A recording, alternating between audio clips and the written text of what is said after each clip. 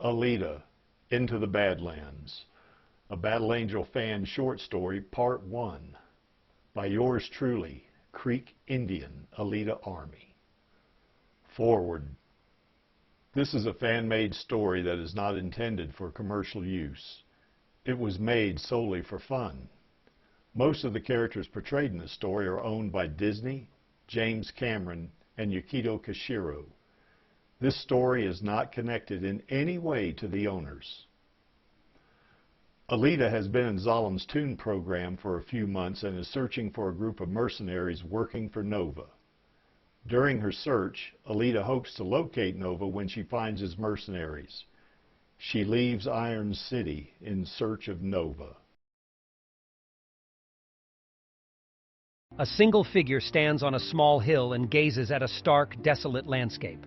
Alita studies the landscape for a few seconds, then begins walking down the hill toward a dilapidated structure 1/2 kilometer away.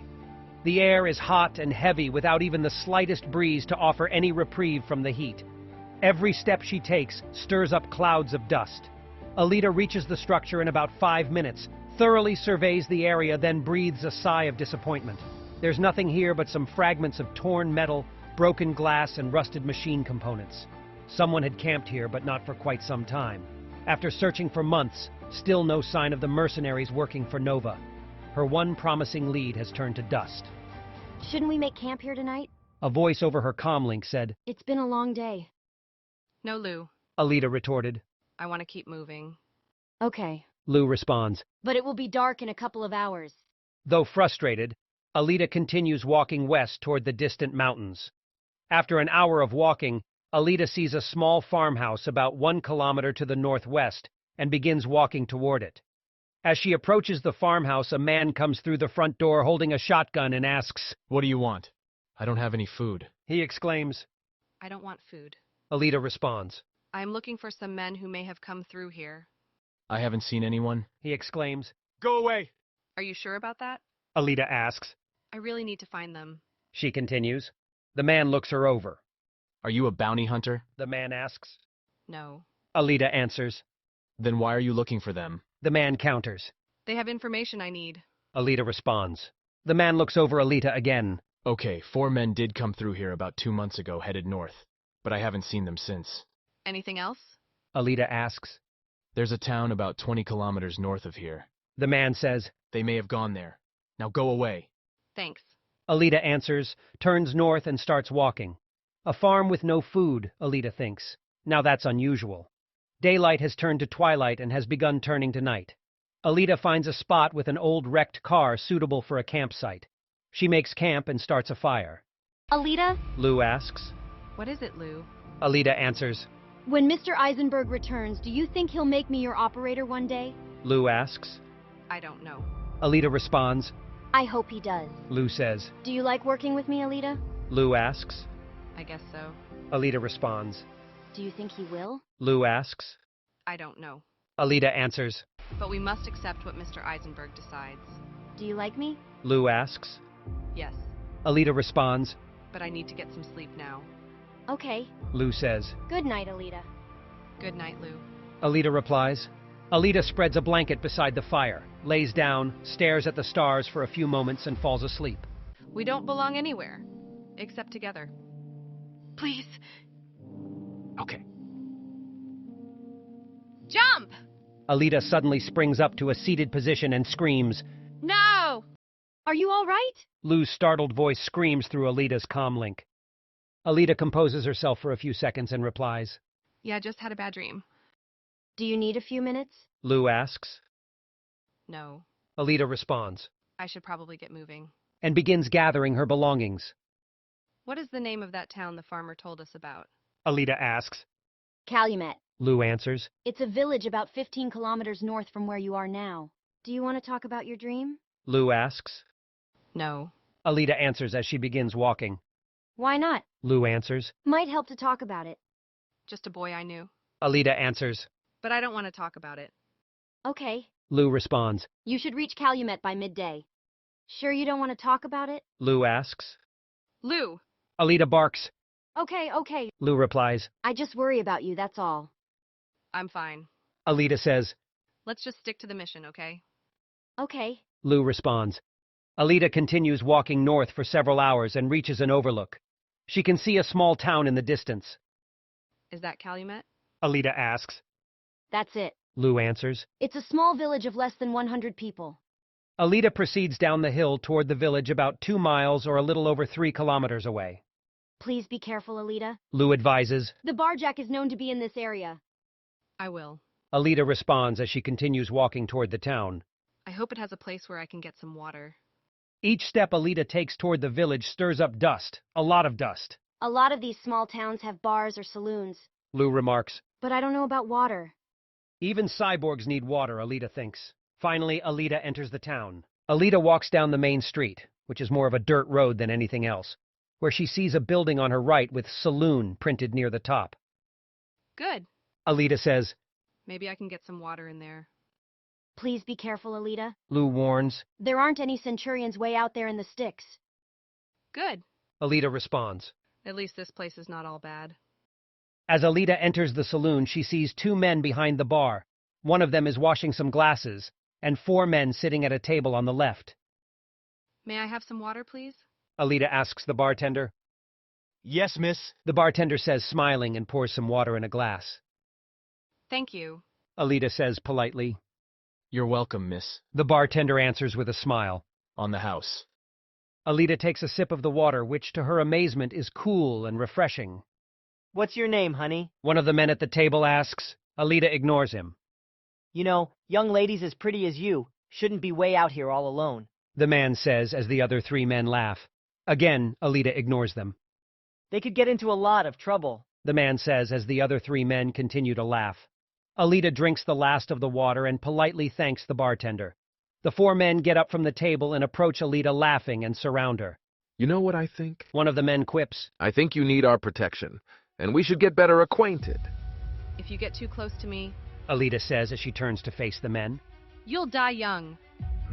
One of the other men remarks.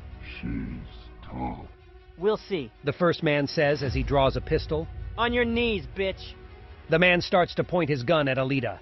Within milliseconds, Alita twists the man's arm, slices it and his right leg off with one swing of her Damascus blade before he can pull the trigger.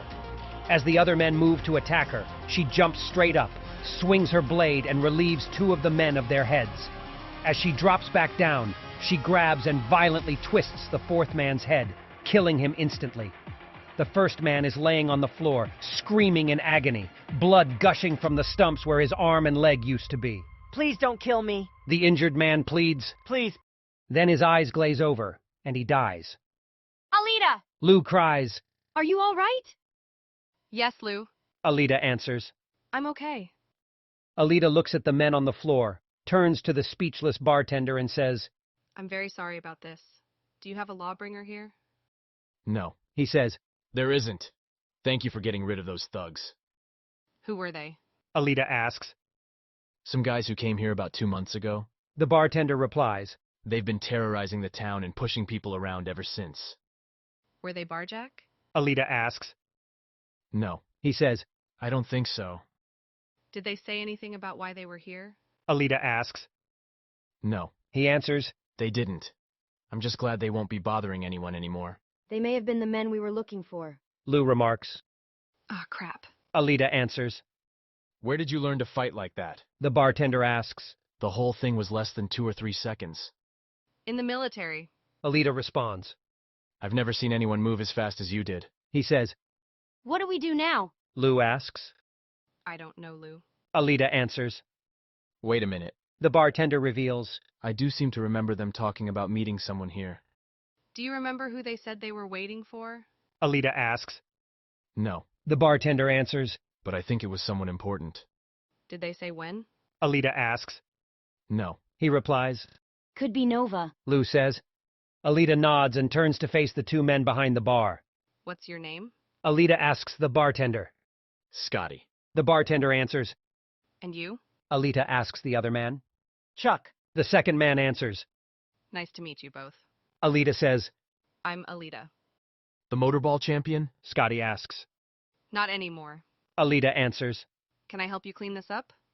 No, Scotty says. Chuck and I can handle it. I really do appreciate you getting rid of those thugs. Scotty continues. Would you like a place to stay for the night? You don't have to do that.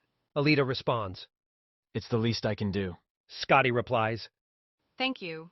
Alita replies. It's upstairs, second door on the right. Scotty says and hands Alita a key. Alita starts upstairs.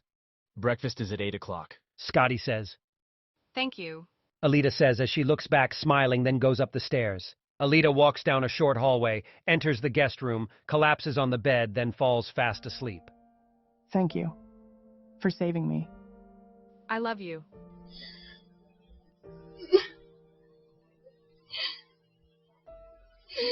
Alita wakes up sobbing lightly and hears a voice on the radio. This is Radio Chaos.